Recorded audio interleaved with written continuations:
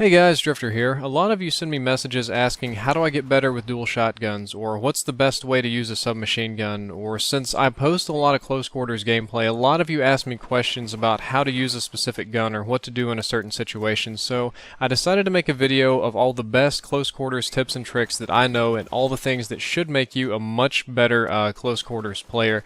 The gameplay that you're going to see is all Black Ops, and some of the tips are very Call of Duty or Black Ops related, but then some of the more general ones or the some of the more general strategies will work in pretty much any game, so even if you're not a big Black Ops guy, you should definitely pay attention. The most important step in a CQB class, and what is also the most time-consuming and where most people quit, is getting to know your weapon. If you don't understand your weapon's limitations, it will not be useful to you. This is why a lot of people, when they use the Spaz 12 or a Call of Duty shotgun, and to some extent the Battlefield shotguns, because they don't have great range either, is that they don't use the weapons long enough to understand their usefulness. The best way I could break this down would be a shotgun is an ultimate death stick within a certain range, and you have to know that range. You have to know that range just by feel, by heart, by sight, because if you operate outside of that range, it's just not tactically advantageous. You're going to die. But if you can control your engagements and lure your opponents into your range, which is going to be very close quarters, the weapons that they have aren't made for that. Sniper rifles, they probably can't quickscope that good.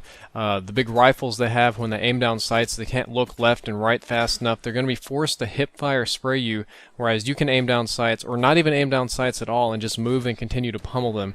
You have to understand your enemy and understand your weapon enough to get them to come to you or to go to them in a very specific area to do this. You can make choke points on the map with your close range weapons if you know your gun's good enough. I know my dual Scorpions. I know exactly what they can and can't do, and I know exactly what engagements that I should and should not go into. In any game, in any engagement, you have to know your weapon. You also need to know your secondary weapons very, very well. This is going to be a little bit more Black Ops specific.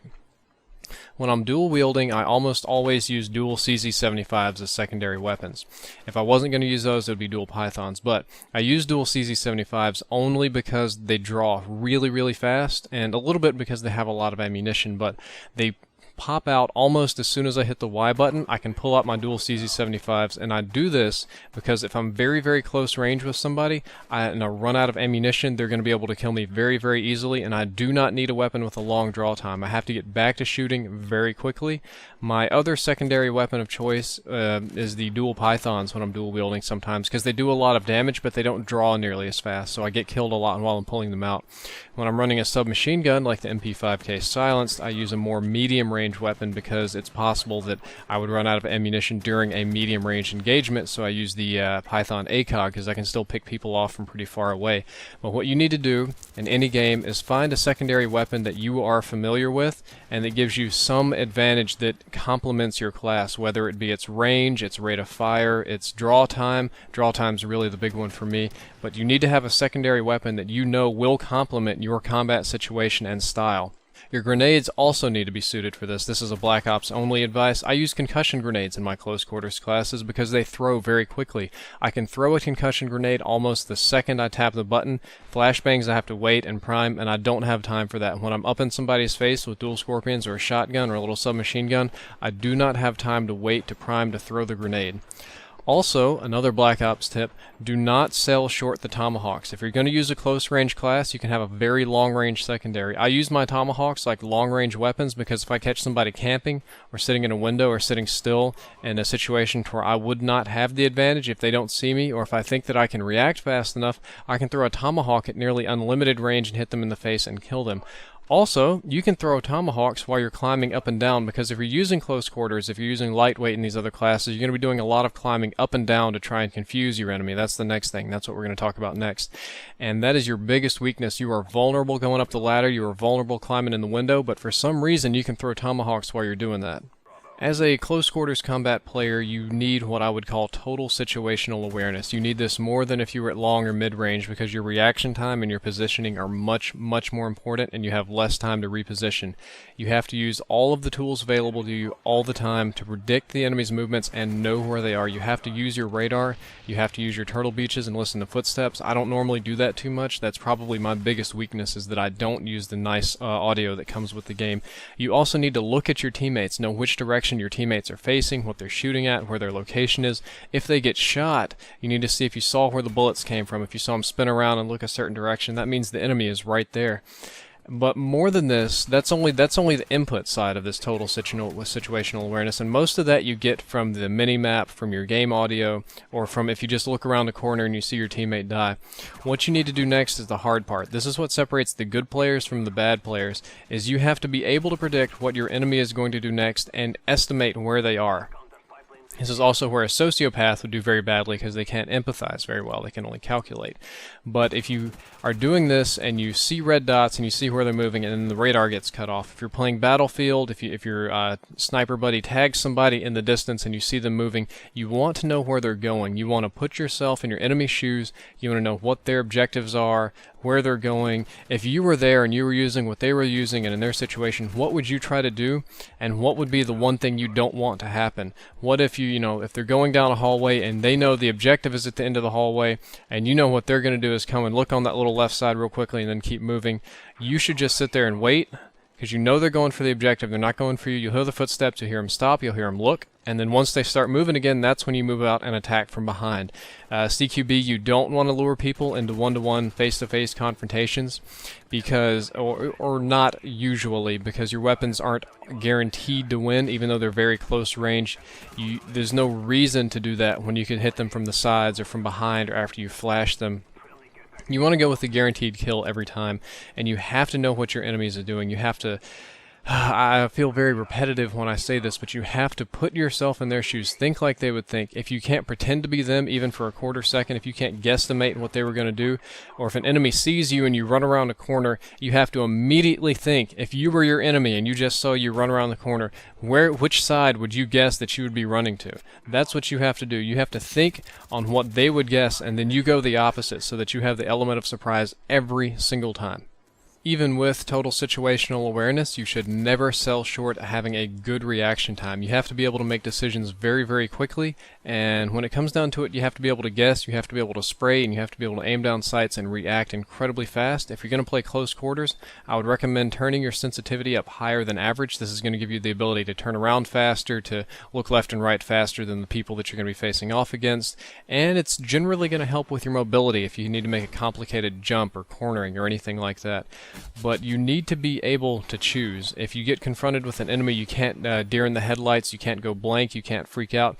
You see, you shoot, and you keep moving, you keep acting, you keep thinking, you keep doing. You do not stand still. Standing still is what will absolutely get you killed after you've been spotted. You need to get yourself to a good position and just keep reacting. As the environment changes, you have to change with it. One of the more functional tips that I can give you today is that you should stay mobile and that you should use the enemy's recoil against them.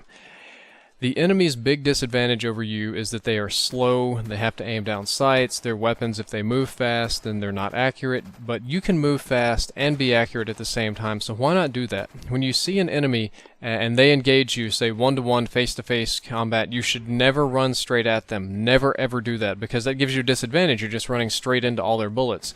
Whereas you can run to the left or the right, and they have to aim down sights, which makes their left-right movement slower, and they have to constantly compensate their aim to shoot at you, which is something that console players are not used to doing. They're going to be really bad at that. They're used to shooting relatively still targets and with auto-aim and all that sort of stuff. So when you see an enemy, you want to pick a side, left or right, and move to that side, and don't cross back over unless you have to, because when you move to the left and then you cross back over to the right, you get hit by their bullets as they're swinging around to keep compensating to hit you.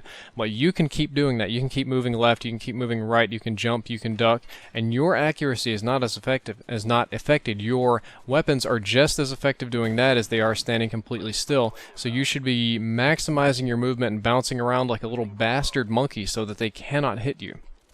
For a more Black Ops related tip, and a lot of other military shooters, is that the guns generally kick up and to the right. If you can just watch this Galil that I'm spraying into the wall, you'll see that it kicks up and to the right a little bit. Depending on the range, it'll kick a little differently, or the random spread. So if you're given the option on a totally flat plane, what you want to do when you see an enemy, you want to move to your right, because their gun's going to kick to their right, so when you're looking at them, their gun's going to kick about like this, and you're going to want to move to your right to totally avoid that so that they have the maximum amount of compensation to hit you. So if given the option, move to the right. Moving to the left is not quite as good, but it's a hell of a lot better than standing still. With a CQB class, one of the best parts of the game is the very, very beginning, because you have the advantage of getting to places very quickly and screwing people up. What you're going to want to do is memorize the shortest route from your spawn to the nearest objective and the safest way to get there. You can do this in Counter-Strike, you can do this in Battlefield, you can do this in Call of Duty, you can do this in any game. If you get there quickly enough with whatever class you're using, so fast that even an experienced professional player would not normally see something like that, you can really, really screw up a team. You can kill them in the spawn. You can stop them from catching domination points in Battlefield. You can kill their vehicles. In this game, I normally like to rush with dual Scorpions. I'm going to rush. I'm going to get right in their face very quickly and cut down as many people as I can. I don't normally survive the initial rush, but what happens is if I get a double kill in the very beginning of the game with dual Scorpions, that is a major morale breaker. I don't know if you realize how much it pisses off the other team or breaks the spirit of a professional player when in the first 10 seconds of the game they get cut down with what they see as a really stupid-ass class. So more so than just messing them up, you can break their morale very, very early on by getting a lot of kills with what they would regard as silly weapons. Well, that's the end of the close quarters combat video. I can give you more Black Ops specific tips or weapons and classes and perks if you would like them, but those are the most general, most useful, most applicable to any game that I could think of. I'm also doing this because I'm almost out of in-depth. There's not a lot of in-depth left to cover for zombies or for Black Ops multiplayer, so I'm going to try the waters for tips and tricks videos. If you guys like it, I hope you drop a favorite, a like, a comment, tell me what was bad, tell me what was good, blah, blah, blah, blah, blah. If you want to see more of these for different weapon sets, I can do this, or more for close quarters combat. I'm trying to find a nice educational, entertaining sort of series I could work on, maybe make a new tips and tricks series. Let me know what you think. Drop me a message, private message, whatever.